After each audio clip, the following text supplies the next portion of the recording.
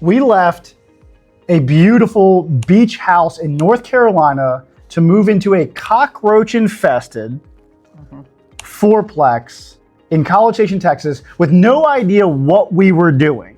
But that single decision changed the trajectory of our lives for forever. And we're gonna share with you today how someone with no idea what they were doing can hop in, buy a fourplex, live for free, build $75,000 worth of equity, and ultimately jumpstart what would be our real estate portfolio and careers as what I would say professional real estate investors. Yeah. We're gonna cover all of that and more on your favorite channel, Investing in Bryan and College Station, Texas, where it's our goal to help you grow your wealth through real estate. And guys, this is a special episode because I dragged my beautiful wife, my very pregnant, beautiful wife, on for this episode to share her insight, her story behind our first house hack. Before this, we were just two kids in love living in North Carolina, and then we were two kids in love living with a bunch of cockroaches in a fourplex. Yeah. And we're gonna share the nitty-gritty details of how that was the Kickstarter to our now miniature real estate empire. This is gonna be a good one. Before we jump into the video, guys, I wanna let you know, first off, I do have other videos on house hacking. So if you wanna see more information about how to analyze a house hack, there's a video right here over my shoulder, hopefully, or in the description below. Besides that, I also have a free giveaway. I have a PDF. It breaks down exactly how I analyze house hacks. It's not very easy to do, and there's not house hacking calculators out there, at least that I've seen, that are worth a dang. So I show you how to use basic calculators like those on BiggerPockets or on calculator.net and use that to compare house hacking to the alternative, which might be renting or buying a house. So if you're interested in figuring out how to analyze a house hack, go down in the description below, click the link, and I will send you my PDF. It gives you the play-by-play on analyzing house hacks to see if it's a good fit for you. Let's get to the video. All right, let's start from the beginning. We were living in North Carolina. I was active duty Marine Corps pilot, and Rachel? I worked at a gym. Yeah. And I was getting addicted to real estate, listening to podcasts, mostly BiggerPockets. I even convinced my dad to partner with me on a long distance investment in Huntsville, Alabama. At the time, Rachel wasn't so keen. No, I didn't know much about it. Didn't care. Wasn't interesting to me. And you weren't really too keen on the idea of a house hack. Yeah, I mean, you talked about that eventually when we moved to get into a house hack, but that was a little strange for me. Having tenants live next door to you, like, that seemed a little odd. I was the one listening to the podcast, so I heard 50, 60, 100 stories about how people started off house hacking and how great it was. But of course, Rachel wasn't listening to the same podcast. So of course, a lot of people want to know, how do you get your wife on board? So how did I get you on board with the idea of real estate and house hacking? I mean, I think exposing me to it by telling me stories and giving me information. But ultimately what it was is you left. I shut up. Yeah, and gave me a chance to look into it for myself. I was deployed. Yeah, so I had time to do it on my own without you bothering me. So I got to see for myself what other people were saying about it and build my own opinions. So the secret is to shut up and or deploy. Yeah. All right, so if you guys need the inside trick to getting your wife on board, join the Marine Corps, deploy for 7 months. When you come back, she will be down to house hack, and that was our next step. We ultimately settled on College Station as where we would move to post-Marine Corps life, and we started looking for a fourplex or a duplex or something to house hack. Yeah, something to house hack. Probably multifamily is what we would have picked at the time, yeah. And we started off by driving for dollars. Yeah. Yeah, so we started driving around College Station, hoping that a fourplex would just land in our lap.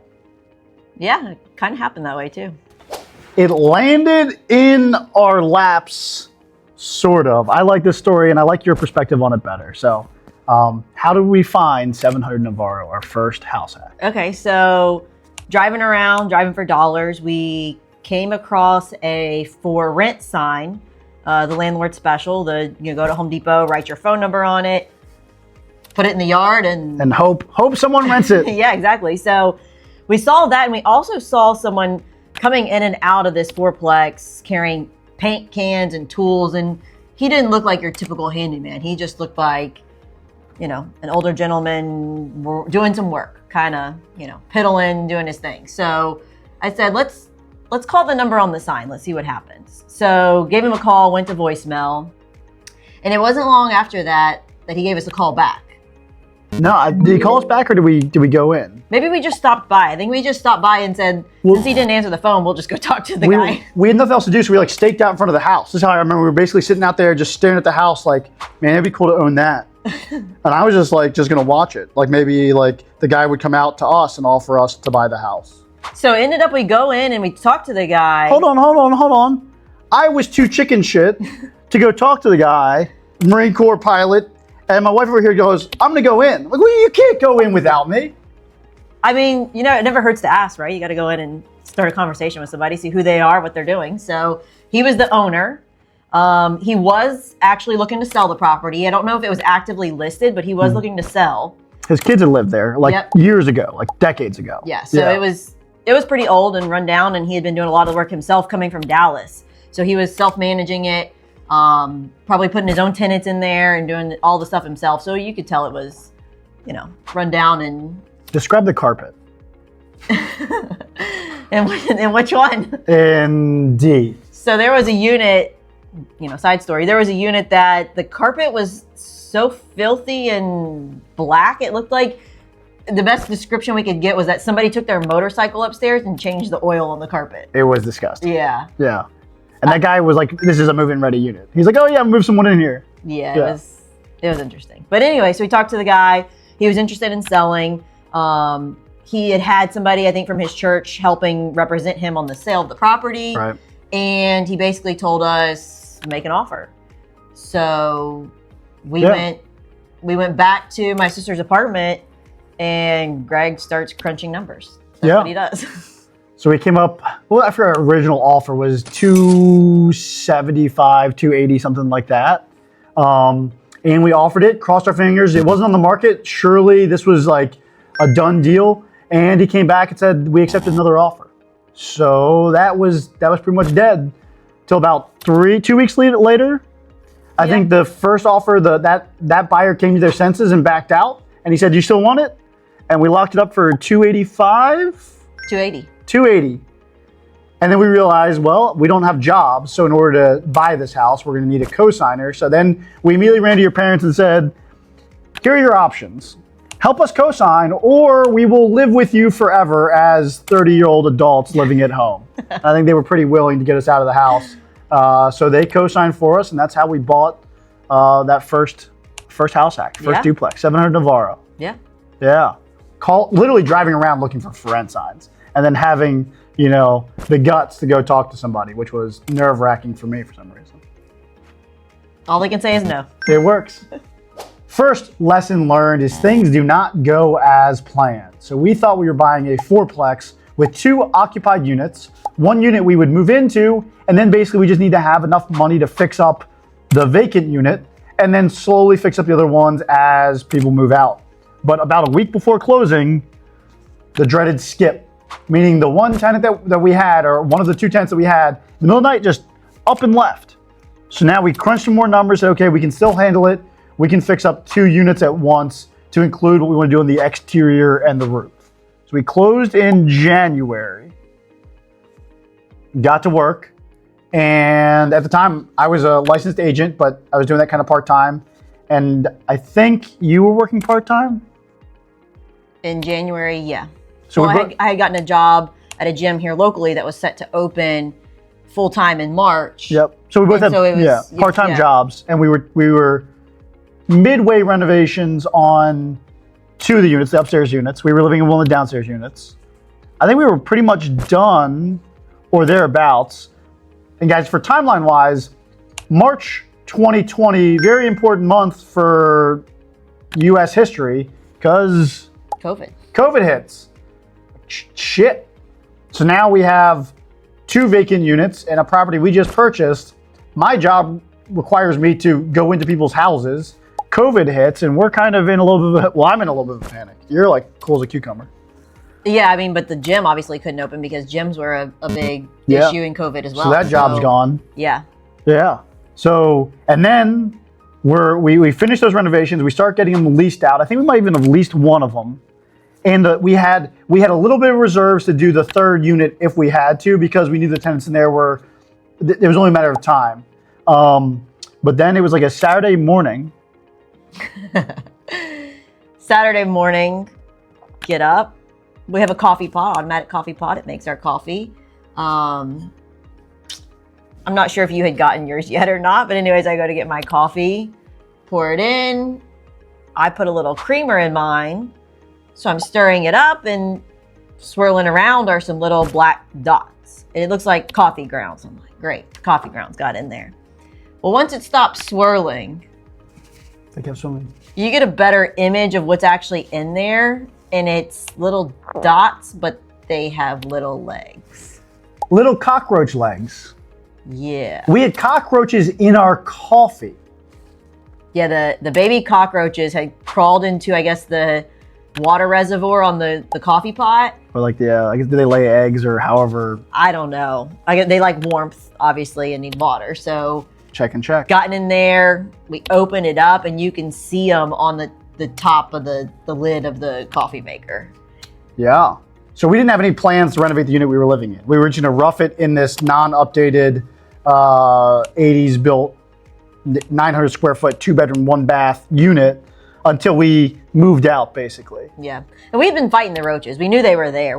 Yeah. This was just kind of the last straw. What we learned is, like, when you do the roach bombs in the other units, they scurry out of those units and they basically fell back into our apartment as like their sanctuary. And I think we basically created the perfect storm. So that was around 9 a.m., maybe 8 a.m. By noon, we had gutted the kitchen. Yeah. By noon, all of the cabinets were out of the kitchen. We were spraying cockroaches left and right. This is before kids. It was just us and the dog, breathing a little cockroach fumes. It's good for you. But we were fumigating that place and killing everything we could find. Yeah, we'd also found, too, that we had a mouse at one point that had been taking the dog's food at night. Hiding it under the cabinet. Stashing it under the cabinet where the sink is. So it's like, it's not a place you would find. So it was under the cabinet. So roaches would have lived for years on the amount of dog food that was stashed under there. So yeah. So surprise number 2, first we lose a tenant, and now we're renovating an extra unit literally like that day. So we got that unit renovated, our unit, basically our kitchen redone. That took about a week and some change. And again, COVID, so I'm doing this full time at that point. And then we got our first taste of an eviction. We didn't actually have to go through the eviction. yeah, it was a whole weird kind of situation. Yeah. We didn't have a lot of the tenant's information when we inherited them. So We had like a name, not even a driver's license or anything. yeah, so that was kind of our first mistake. He moved out. She was still there. She moved in a new boyfriend. They stopped paying. Classic story. Yeah, so we got them out. I mean, they left. We gave them some notices and they left. I mean, there wasn't any eviction filings or anything, but Yeah. And we were out the rent. We never got that money. yeah. Yeah. So now we had another vacant unit, but we just spent all of our extra money on our unit. So now we're at this point, we've redone the roof, the siding, completely gutted 2 units, and we completed the bathroom and kitchen in our unit. And now we've got to get a unit made ready with very little money. So that was our first realization that you don't have to go new cabinets, new countertops, new. That one we painted cabinets, left the countertops, replaced just the appliances we had to, more or less kept the flooring there for the most part. We did as little as possible, but it turns out it rented for almost the same amount we were getting otherwise. Yeah, pretty close. I mean, we cleaned it, right? Like having a clean looking unit makes a big difference. And we showed it really well. We were really professional, all that kind of. So by June of 2020, so just for timeline's sake, guys, we buy it in January 2020. Sometime around March, we're still mid-renovations, COVID hits, big freak out, and we have these tenants skip on us. But by June of 2020, we have 3 full units. Yeah, I think we're stable. Yeah. Yeah. So yeah, it took 6 months, but let's look at the numbers real quick. We buy it for $285. We put 20% down. We had a co-signer to buy it, and then renovations. I want to say roof and exterior was like $30, and then we put $8,000 into the 3 units, and then like $3,000 into the other unit. So 8, like 25 or 30. So we were all into this thing for like $65,000, plus the $285 purchase price. whatever that maths out to. But our mortgage was only like 17, 18, 19, $100 a month. And now we were bringing in $800 per unit. So we had $2,400 coming in, only $1,800 going out. Yeah. We were living for free and then some. We were. During COVID. So everybody else was like freaking out because they had to make mortgage payments and they were having to defer loans and all this kind of stuff. And we were sitting there going, shoot, we can basically ride this out for like years. Yeah. As long as nothing happens with the... Just cover food. Yeah, with the people not having to pay their rent. Ramen noodles and peanut butter and jellies and we're set. So that was when we really realized the power of the house hack, I think. Is when I finally sat back, and I'm like the anxiety guy of our little team here. Rachel's always like, it'll work itself out. I'm like, we got 2 vacant units. I don't know. It's not going to happen. But by June, even I was like, shoot, this is good. Let's do it again. Yeah. So really what we're trying to say here is we made a lot of mistakes. We probably overpaid for the property at the time. Probably, yeah. We probably didn't have as much money saved aside for the renovations that we needed. We were naive to think that this homegrown landlords, tenants that were there were actually going to be reliable sources of income. One skips before we buy it, one skips 3-4 months later. We were naive to the aggressiveness of cockroaches. We're now very intimately familiar with the German cockroaches. Yeah. But what we learned is it all works out. Putting in the hard work paid off.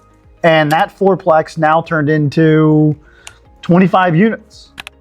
And it's probably worth somewhere between $450 and $500 a day. 2 of the units, the one we used to live in is now an Airbnb. The one above it's also an Airbnb.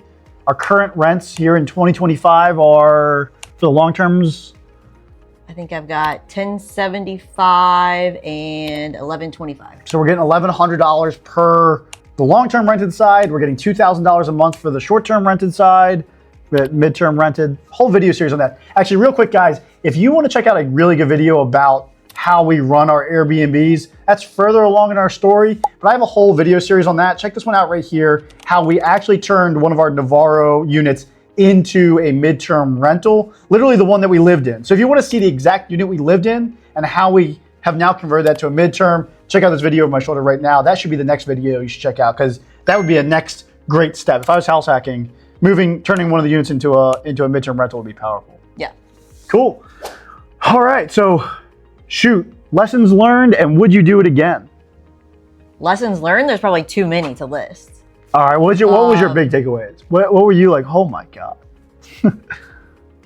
I mean, doing the work on the renovation is harder than you realize. Yeah. Like something as simple as painting was exhausting. Like it's harder than you realize to paint an entire unit. Like I've only ever painted, an accent wall at home or whatever. You paint your one little wall and you're done. But to paint an entire apartment, to get it fresh and clean, if you've got to paint a ceiling, it's the whole thing. You and your sister put in work. Yeah, we barely made it anywhere, so we finally called in help. We didn't make it too far. That's a big one. So what we learned is that, for me, it was the 3-shock rule for electrical stuff. It was the completely drenched with plumbing stuff. So if I got shocked 3 times, we called an electrician. Once I got drenched in water, we called the plumber. And really, painting is miserable. So you put in your kind of best effort, but then call on the pros. And that's where we met some of our best contractors we still use today. Yeah, we met one of our favorite contractors next door. But and I think part of it too is like becoming a landlord there's a lot to it, but it's not that difficult. You should get the reps in and get the experience with the different stuff, and it all becomes kind of the same thing after a while. Yeah. Well, we use professional property management software. We use really good leases. We always screened our tenants. So the fundamentals existed, and I think the fundamentals what helped us to where now those problems we had up front with skipping tenants and the evictions, we don't have that with the tenants we move in because of those fundamentals we set up. Yeah, those were probably, not that they were like bad, but like some of the worst issues we've had were the tenants we had there. Yeah. Like, I don't think we've had any issues that bad. Yeah. Would you do it again? Not with a 3-year-old at home and one on the way, but would I do that again at that time? Yes. As a married couple with just a dog. Yes. Worth it. Yeah. Worth it. Would you do it with kids?